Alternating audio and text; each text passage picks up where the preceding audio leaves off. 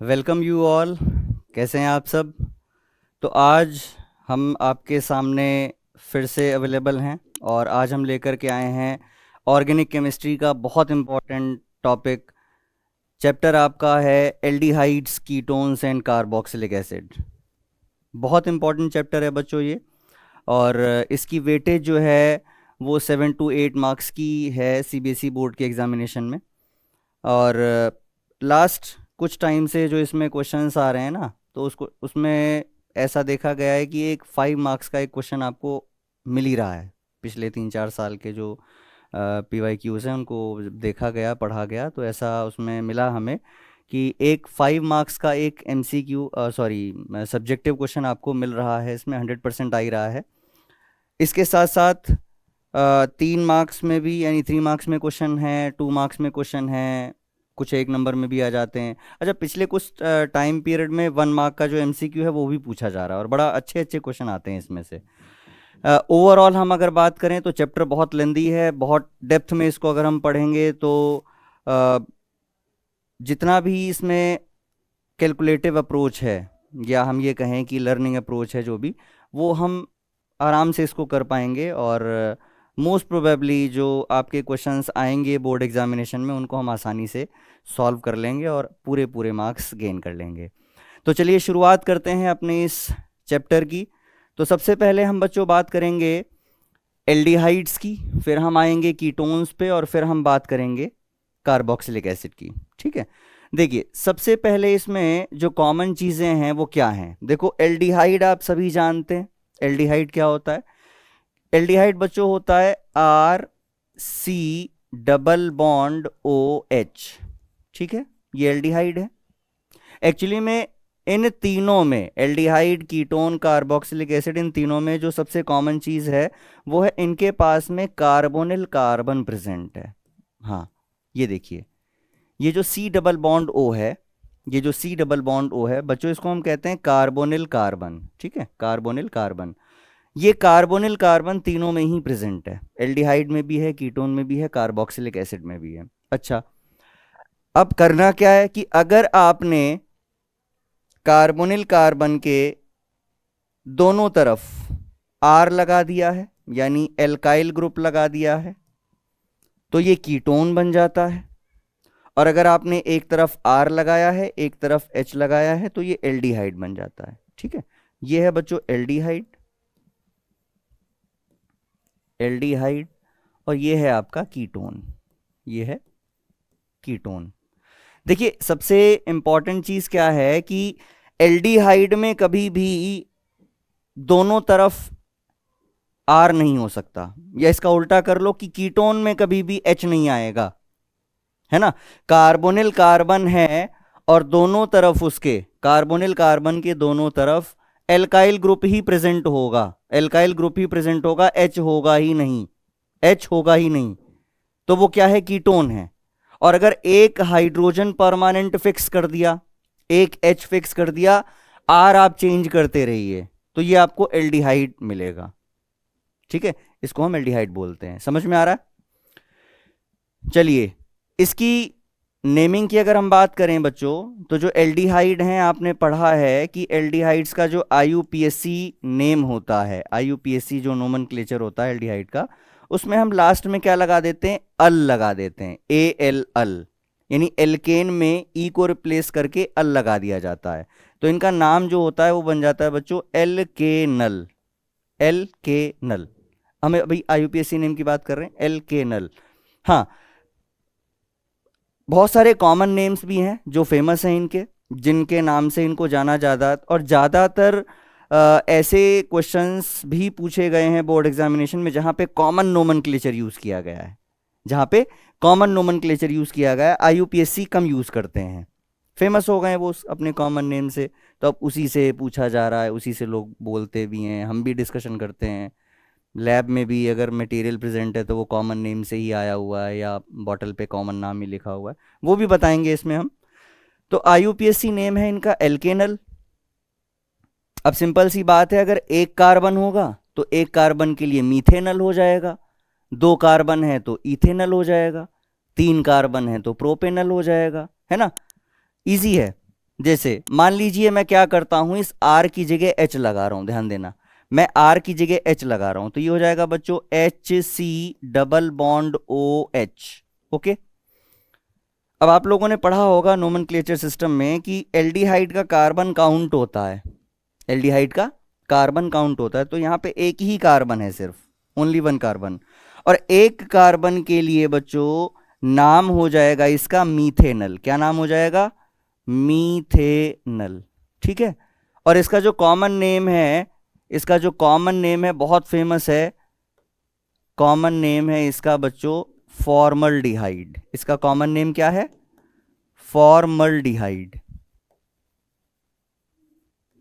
ये ज्यादातर इसी नाम से जाना जाता है, फॉर्मल्डिहाइड के नाम से इसको जानते हैं ज्यादातर।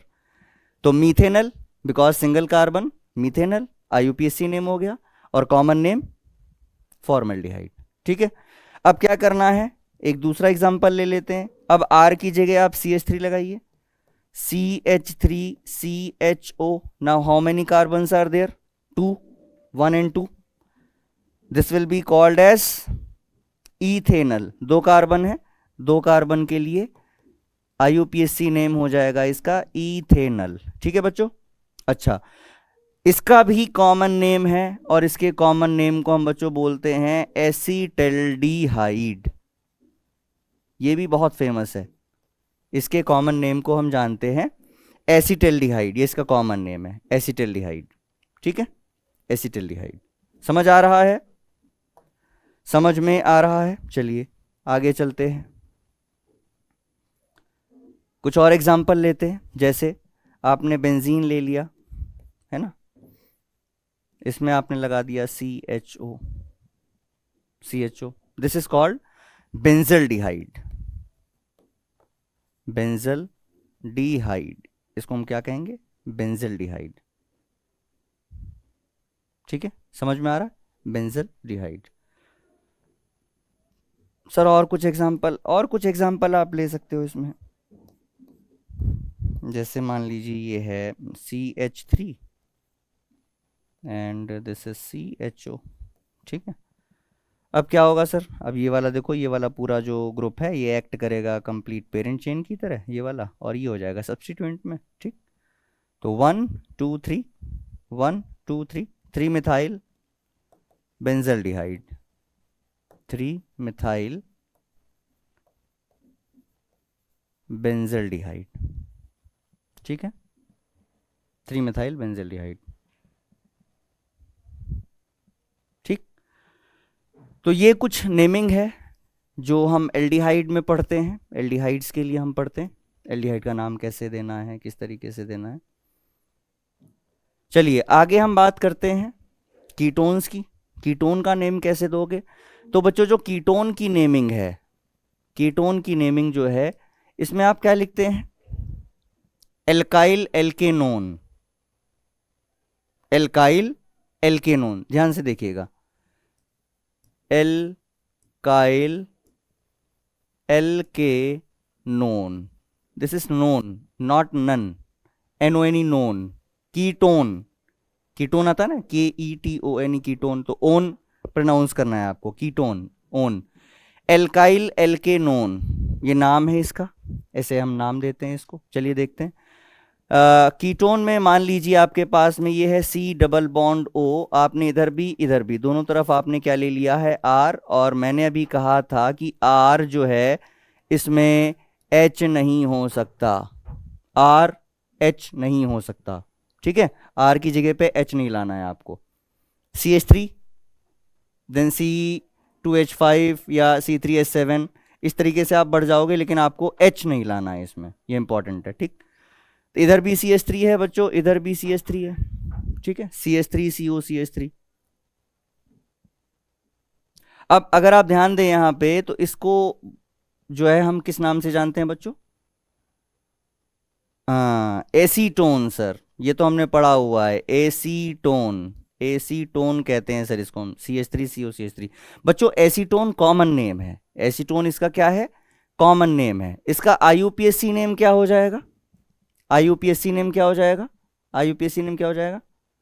1 2 3 1 2 3, किधर से भी चल लो, 2 नंबर पे कीटोन आ रहा है, 1 2 3 1 2 3, किधर से भी चल लो, टोटल 3 कार्बन, प्रोपेन 2 ओन, क्या लिखोगे, प्रोपेन 2 ओन। अच्छा, अब क्या है कि प्रोपेन 2 ओन ना लिख करके हम इसको प्रोपेनोन भी लिख देते हैं, मतलब बुक्स में, कॉपीज में इसको प्रोपेनोन ही लिखा जाता है, प्रोपेनोन, प्रोपेनोन। सर ऐसा क्यों होता है? देखो, पहला मेंबर है कीटोन फैमिली का, कीटोन फैमिली का पहला मेंबर है, तो नंबरिंग कैसे भी कर लो, चाहे ऐसे चलो चाहे ऐसे चलो, कोई इसमें डिफरेंस नहीं आना, ऐसा ही रहना है, ये चेंज होगा ही नहीं कुछ, है ना, चाहे ऐसे चलो चाहे ऐसे चलो। तो इसको नाम ऐसे ही हम बुला रहे हैं, मतलब शुरुआत से ही इसका नाम ऐसे ही दे दिया गया, प्रोपेनोन, प्रोपेनोन, प्रोपेनोन।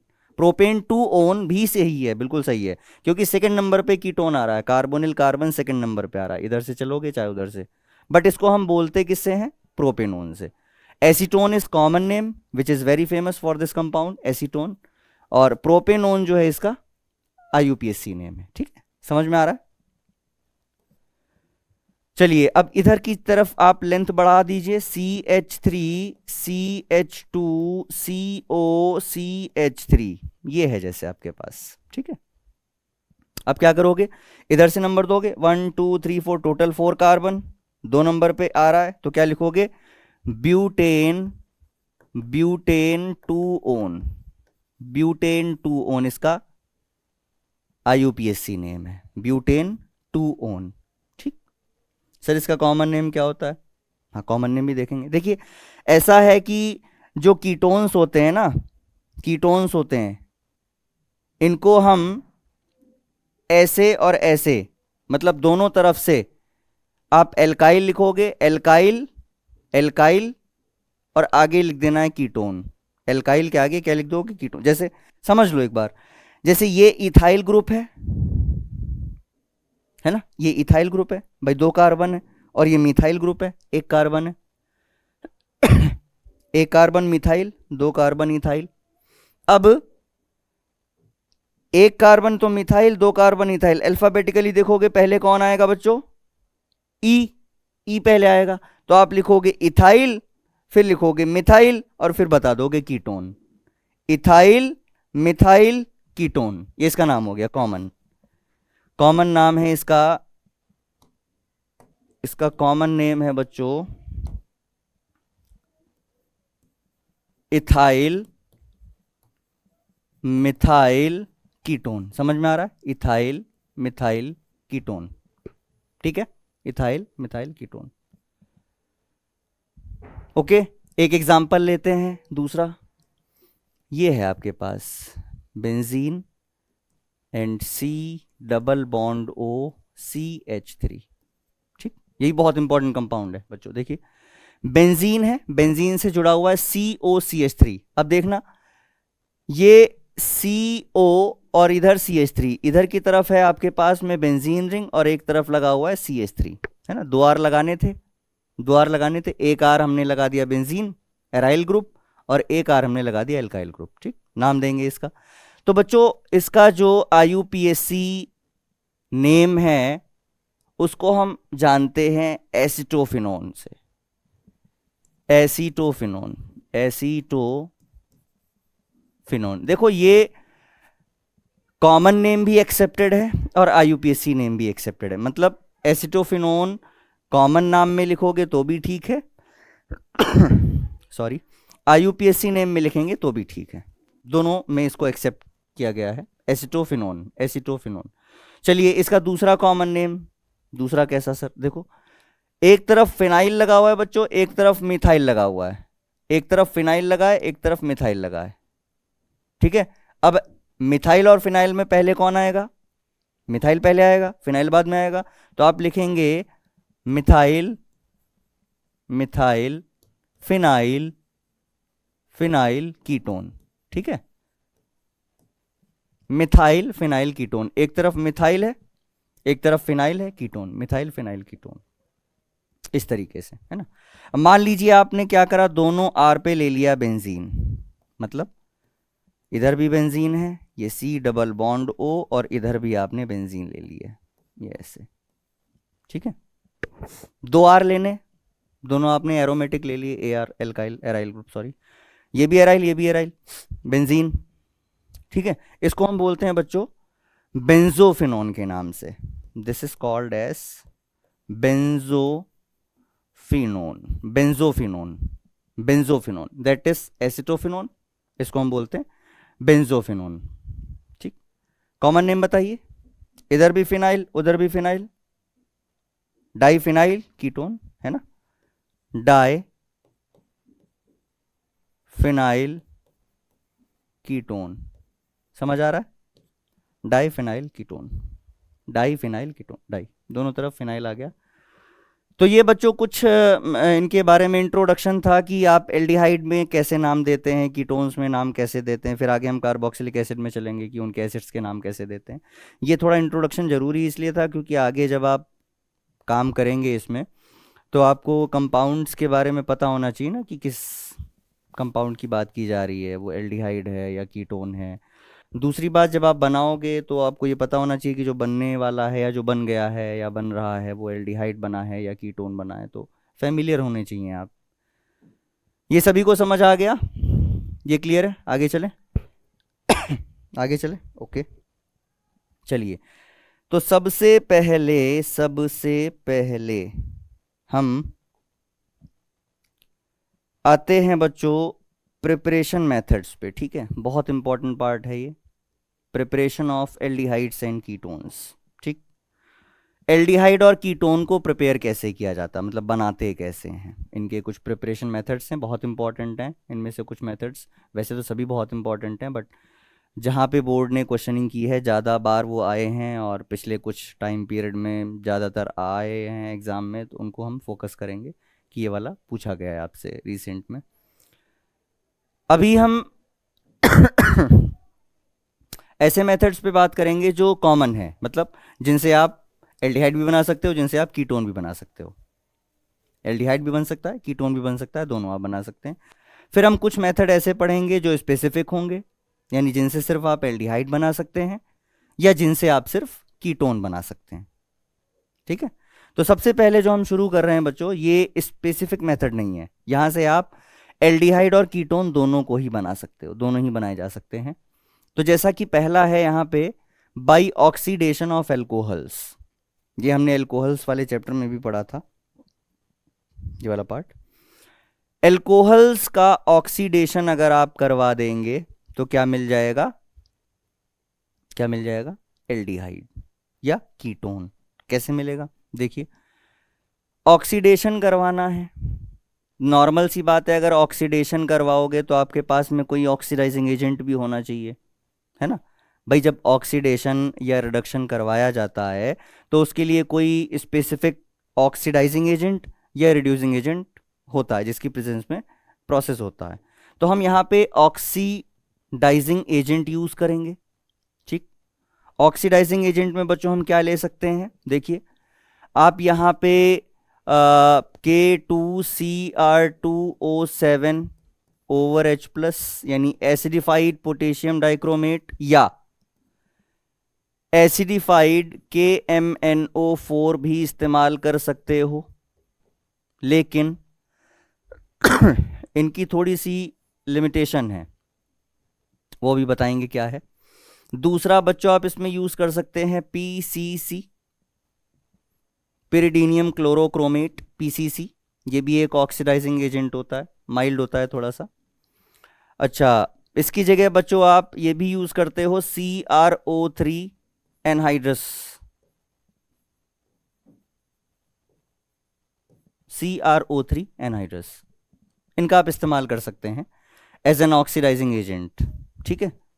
तो एल्कोहल्स को ऑक्सीडाइज करने के लिए आपको इनकी आवश्यकता पड़ेगी। चलिए समझते हैं। अब पहले वाले में प्रॉब्लम क्या है जरा ध्यान से देखेंगे कि अगर आपके पास कोई एल्कोहल है, मान लीजिए आपके पास में सिंपल ये है CH3CH2OH, that is ethyl alcohol, ethanol, ठीक है। आपको इसको करना है ऑक्सीडाइज और आपने ले लिया क्या, आपने ले लिया है यहाँ पे एसिडिफाइड KMnO4, आपने यहाँ पे ही ले लिया, आप ये ले लो या आप यहाँ पे K2Cr2O7 ले लो, ठीक है। जब आप ऑक्सीडेशन करेंगे बच्चों यहाँ पे, जब आप यहाँ पे ऑक्सीडेशन करेंगे तो आपको मिलेगा CH3CHO। सर एल्डिहाइड तो मिल गया, एल्कोहल से एल्डिहाइड मिल गया सर, एल्कोहल से एल्डिहाइड। प्रॉब्लम ये नहीं है, प्रॉब्लम ये नहीं, प्रॉब्लम ये है कि जब आप इसका करवाएंगे ऑक्सीडेशन तो बच्चों ये फर्दर ऑक्सीडाइज हो जाता है, मतलब ये फिर से ऑक्सीडाइज हो जाएगा और ऑक्सीडाइज होकर के ये क्या बना लेता है, CH3COOH, एसिड। क्या बना लेता है सर, एसिड, ठीक है। तो जो एल्कोहल्स हैं उनको ऑक्सीडाइज करने के लिए हम K2Cr2O7 या KMnO4 का इस्तेमाल नहीं करेंगे, क्योंकि ये बहुत ज़्यादा स्ट्रांग होते हैं। ये एल्डिहाइड को या कीटोन को फर्दर एसिड में ऑक्सीडाइज कर देते हैं। हमको क्या चाहिए, एल्डिहाइड या कीटोन, ठीक है। तो हम क्या करेंगे, हम करेंगे माइल्ड ऑक्सीडाइजिंग एजेंट का इस्तेमाल जैसे कि PCC हो गया, CrO3 हो गया, ठीक है बच्चों, इनका इस्तेमाल करेंगे हम। चलिए देखते हैं, एक जनरल सा ट्रेंड है इसमें,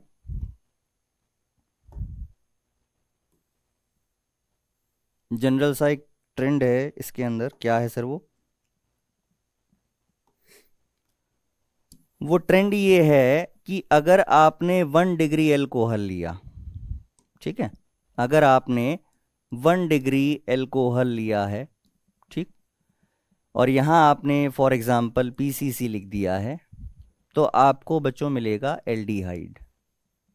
एल्डिहाइड यानी 1 डिग्री एल्कोहल्स को PCC यानी जो माइल्ड ऑक्सीडाइजिंग एजेंट होते हैं, 1 डिग्री एल्कोहल को एल्डिहाइड में चेंज कर देते हैं ठीक है।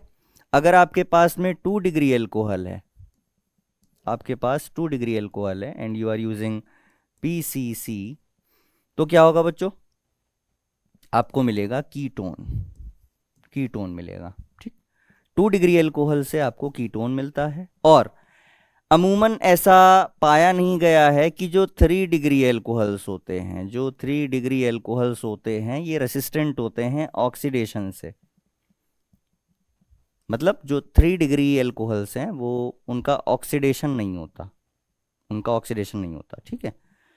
तो क्या होता है सर, अब अगर जबरदस्ती पीछे पड़ जाओगे इनके, वैसे तो ऑक्सीडेशन करेंगे नहीं, अगर आप जबरदस्ती इनके पीछे पड़ जाएंगे तो बेटा ये एल्कीन की फॉर्मेशन करेंगे। किसकी फॉर्मेशन करेंगे, एल्कीन, ठीक। ये ऑक्सीडेशन प्रोसेस फॉलो अप नहीं करते हैं, लेकिन अगर जबरदस्ती आप इनके पीछे पड़ोगे तो ये एल्कीन की फॉर्मेशन कर लेंगे, ठीक है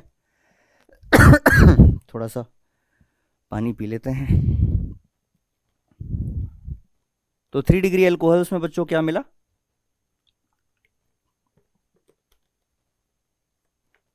एल्कीन, ठीक है। चलिए एक एक एग्जाम्पल देखते हैं इनका, जल्दी से एक एक एग्जाम्पल देते हैं इनका।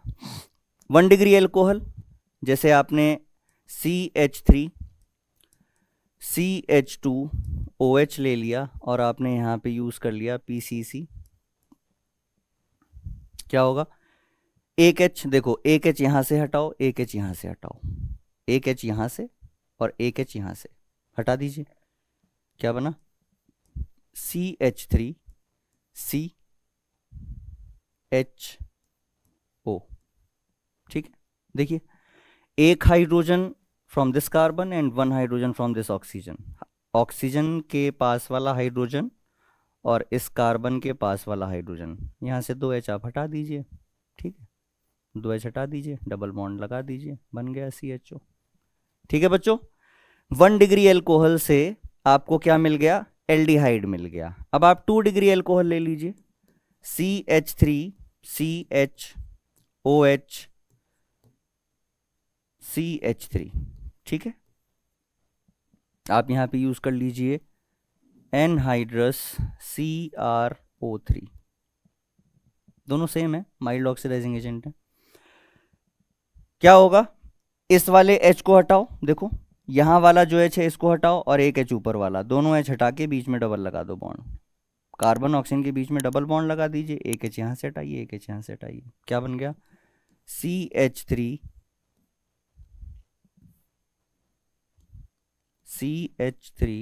Single bond C double bond O CH3। ठीक है, क्या बना? CH3C double bond O CH3।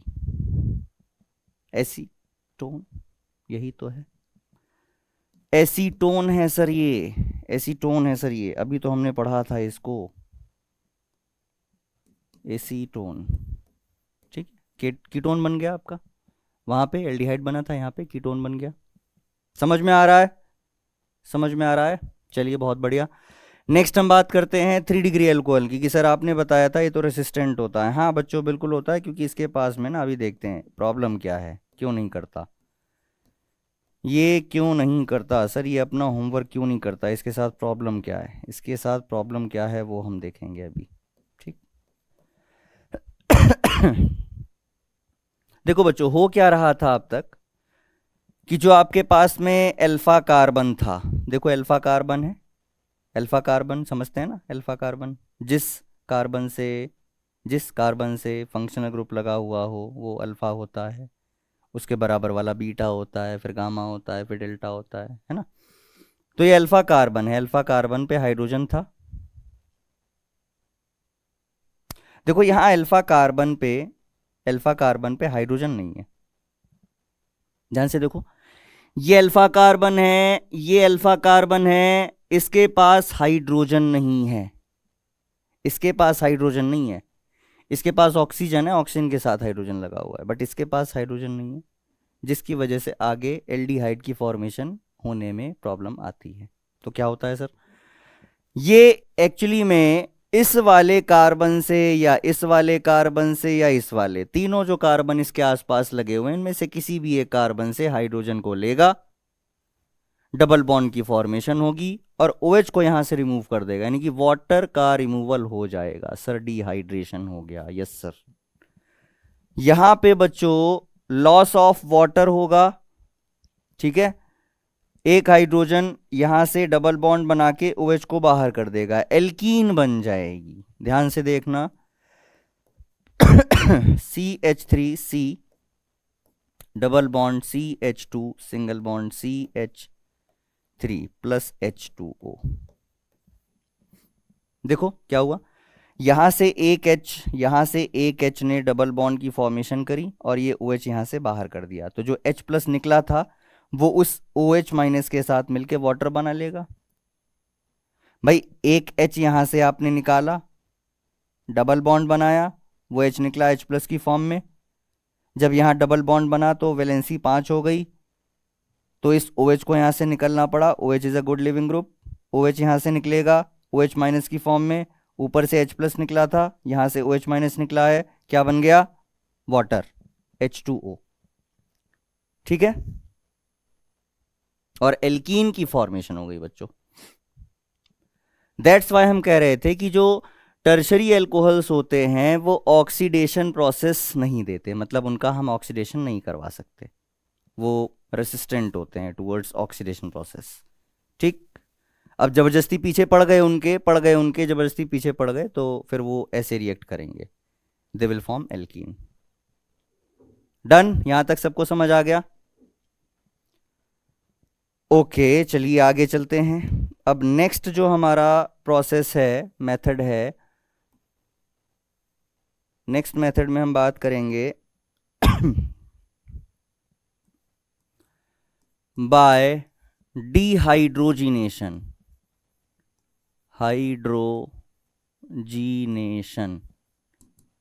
Dehydrogenation किसका सर? एल्कोहल्स का। एल्कोहल्स का डिहाइड्रोजिनेशन कैसे हो जाएगा सर?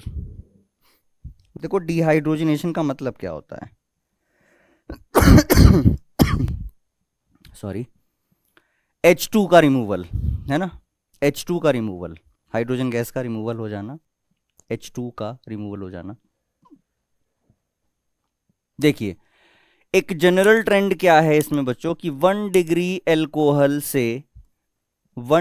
एल्कोहल से आपको मिलते हैं एल्डिहाइड्स, ठीक है।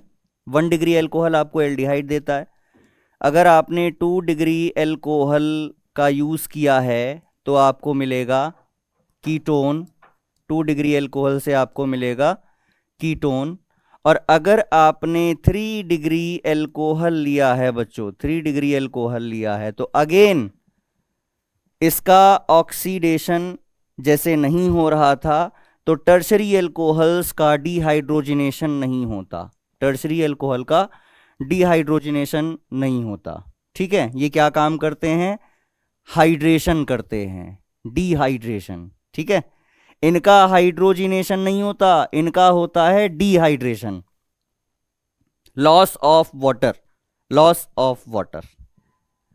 सर लॉट्स ऑफ कह रहे हैं या लॉस कह रहे हैं? लॉस कह रहे हैं, लॉस, LOSS, लॉस है ना, रिमूवल, लॉस ऑफ वाटर। तो देखिए 3 डिग्री एल्कोहल से आपको मिलती है एल्कीन, 3 डिग्री एल्कोहल से आपको एल्कीन मिलती है। Again in the process of hydrogenation we are using some metals as a catalyst that can be Ag and Cu as well, दोनों हो सकते हैं, Ag भी और Cu भी। तो आप यहाँ पे ले लेते हैं कॉपर और इसको हीट कर देते हो लगभग 573 केल्विन टेम्परेचर पे, है ना। Copper 573 kelvin temperature, copper 573 kelvin temperature. Copper को हीट किया, कॉपर को हीट किया 573 केल्विन टेम्परेचर पे, तो जो बच्चों 1 डिग्री एल्कोहल हैं वो फॉर्मेशन करेंगे एल्डिहाइड की, 2 डिग्री एल्कोहल्स फॉर्मेशन करेंगे कीटोन्स की, and 3 degree will form alkenes. Yes, good. चलिए एग्जाम्पल, मान लीजिए आपके पास में CH3CH2OH है और आपने सीधे सीधे यहाँ पे क्या लगा दिया, कॉपर, नीचे लिख दिया टेम्परेचर 573 केल्विन। ठीक है, क्या होगा? आपको मिलेगा CH3CHO। ठीक है, CH3CHO, गुड। सेकेंड, आपके पास में एक सेकेंडरी एल्कोहल है, सेकेंडरी एल्कोहल है, आपने इसका रिएक्शन करवाया कॉपर की प्रेजेंस में under 573 kelvin temperature, and you will get ketone CH3C double bond O CH3। ठीक है, 2 डिग्री एल्कोहल से आपने, और इन सब में आपको क्या मिलता है बच्चों? H2।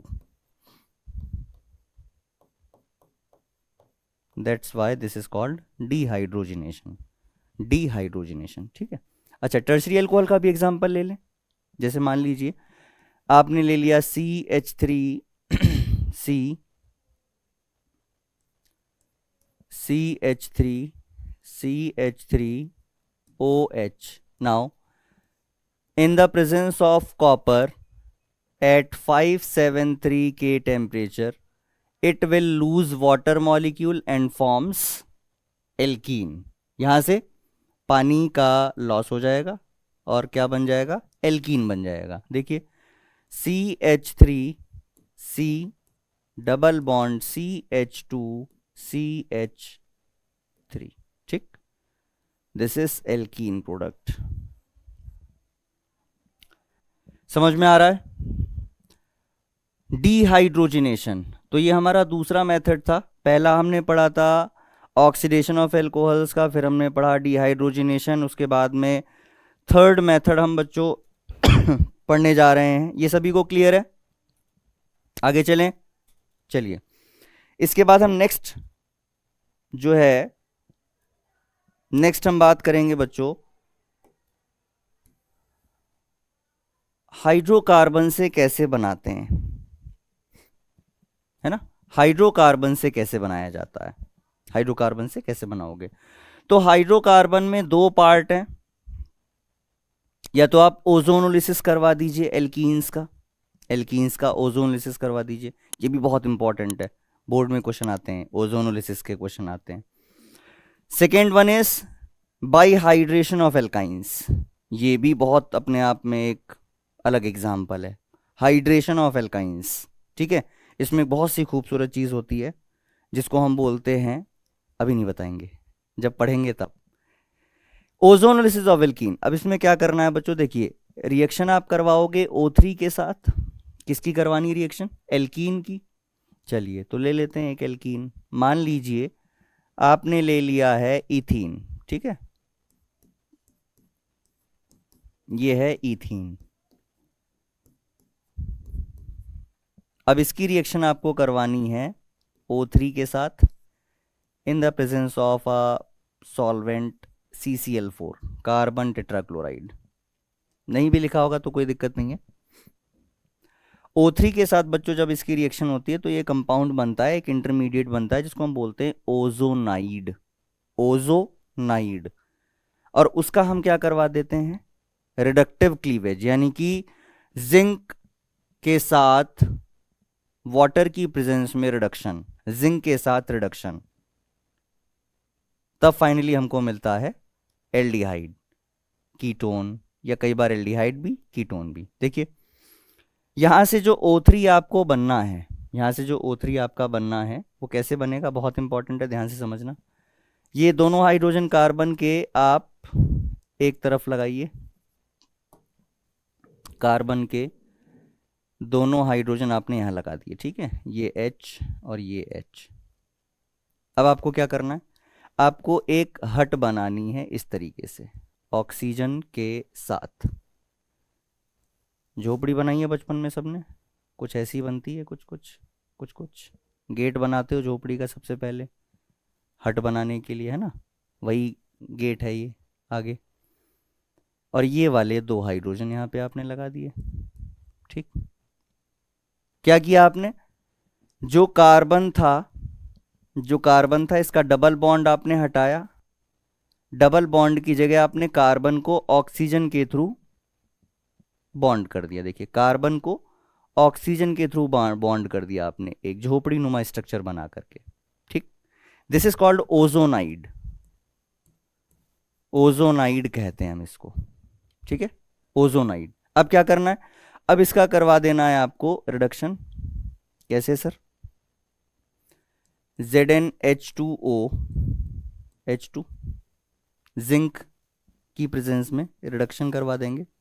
क्या होना है, देखो अब इसको बहुत सिंपली समझना है, ये वाला जो बॉन्ड है आप इसको, इस वाले बॉन्ड को जो है कट करिए, ये वाला बॉन्ड यहां से इसको ऐसे काट दिया, ठीक है, इस वाले को ऐसे काटा और इस वाले को भी सिमिलरली ऐसे हमने काट दिया, चॉप कर दिया, ऐसे काटा इसको इधर से, इसको यहां से ऐसे काटा और इस वाले पार्ट को भी आपने ऐसे काट दिया, ठीक, समझ गए, समझ गए, ऐसे कट किया और एक ऐसे कट किया। अब जरा देखते हैं क्या बना, जो इधर वाला पार्ट है, जो बच्चों इधर वाला पार्ट है, यहां से आपको क्या मिलेगा, HCHO। दोबारा देखते हैं, HCHO, क्या यही पार्ट इधर से भी मिल रहा है, HCHO, HCHO मिल रहा है ना, दो मॉलिक्यूल्स आपको मिले HCHO, यानी कि फॉर्मल्डिहाइड के, फॉर्मल्डिहाइड, ठीक है बच्चों, क्या बन गया यहां पे, फॉर्मल्डिहाइड बन गया। यानी कि अगर आपने इथीन का ओजोनोलिसिस करवाया तो आपको 2 मोल्स किसके मिल रहे हैं, फॉर्मल्डिहाइड के, यानी कि मीथेनल के। यहां तक समझ में आ रहा है। अब ये डिपेंड करता है, क्या डिपेंड करता है सर, ये डिपेंड करता है कि आप एल्कीन कैसी ले रहे हैं, एल्कीन के ऊपर डिपेंड करेगा कि आपका जो प्रोडक्ट बनने वाला है that will be aldehyde, that will be ketone, और that will be a mixture of aldehyde and ketone. It completely depends upon the alkene which you are taking. चलिए एक एग्जांपल और लेते हैं,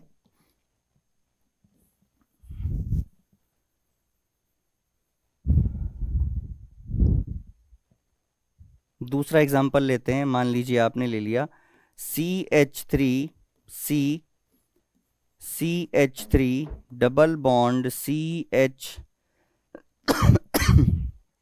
सिंगल बॉन्ड CH3। ठीक है, आपने ले लिया CH3 डबल बॉन्ड CH3। ठीक, आपको करवाना है बच्चों इसका ओजोनोलिसिस, यानी O3 से रिएक्शन करवाइए। पहले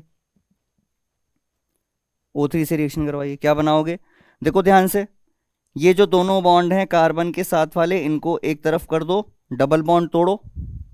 भाई देखो, ये जो कार्बन से लगे हुए दो बॉन्ड हैं, ये मिथाइल, दिस मिथाइल, इनको एक तरफ करके इस डबल बॉन्ड को तोड़ दीजिए और यहाँ पे हट झोपड़ी नुमा स्ट्रक्चर बना दीजिए। ठीक, देखिए हमने लिखा कार्बन, कार्बन से जोड़े हमने दो मिथाइल CH3। ठीक है, इसको हमने जोड़ दिया O से,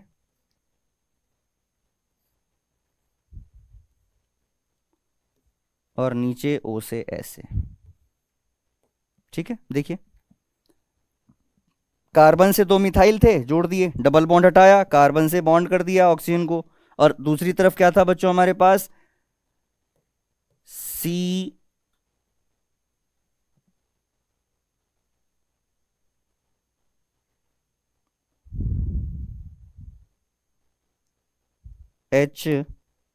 एक तरफ बचा H और एक तरफ आगे बचा आपके पास में CH3।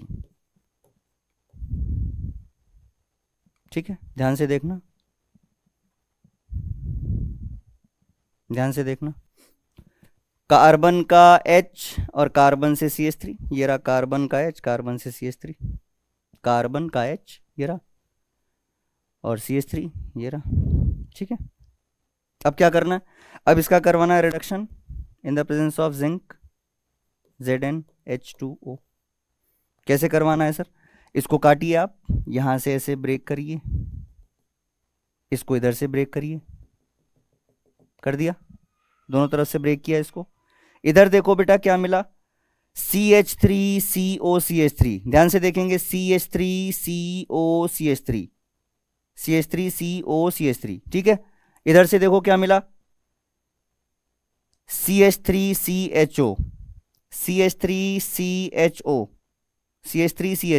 तो एक आपको मिल रहा है बच्चों यहाँ पे कीटोन, और एक आपको मिल रहा है यहाँ पे एल्डिहाइड।